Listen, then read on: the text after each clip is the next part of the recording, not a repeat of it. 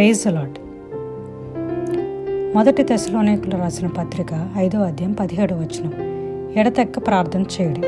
Bible గ్రంథంలో పౌలు గారు చాలా పరిచర్య చేస్తూ యేసే దగ్గరికి చాలామందిని రక్షణలోకి నడిపించారు. అనేకసార్లు బందీగా ఉంటూ ఎన్నో అవమానాలు, ఇబ్బందులు పడుతూ ఆయన సేవని కొనసాగించారు. 1892లో జాన్ హైడీ అనే ఆయన అమెరికా దేశం నుండి దేవుని పిలుపు మేరకు భారతదేశానికి వచ్చారు. ఆయన భారతదేశానికి వెళ్తున్న సమయంలో ఆయన స్నేహితుడు ఒక ఉత్తరం రాశారు. ఏమనంటే, పరిశుద్ధాత్మ నీకు తోడుగా ఉంటుంది అని. వెంటనే హైదీకి చాలా కోపం వచ్చింది. అంటే నాకు పరిశుద్ధాత్మ లేదు అని భావిస్తున్నాడు నా స్నేహితుడు అని.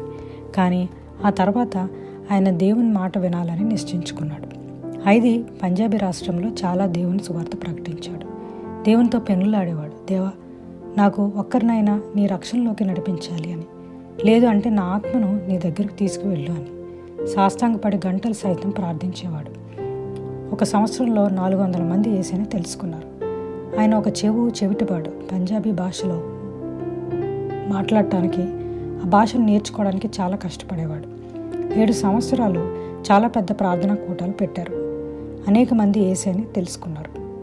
ఆఖరికి 50 సంవత్సరాల వయసులో ఆయన మరణించారు. వైద్యులు చెప్పింది ఏంటి అంటే, ఆయన చాలా విలపించాడు బ్రతుకున్నప్పుడు. అందుకే తన గుండె ఉండాల్సిన చోటు కాకుండా పక్కకి జరిగింది అని. అన్నిసార్లు మనం, దేవా మనకి ఈ లోకంలో చాలా అవసరతలు కావాలి ప్రభువా అని దేవుణ్ణి అడుగుతాం. కానీ తోటి వారికి యేసుని తెలుసుకోవాలని ప్రార్థించగలమా? ప్రయత్నించగలమా? జాన్ హైదీ లాగా విలపించగలమా? ఆమెన్.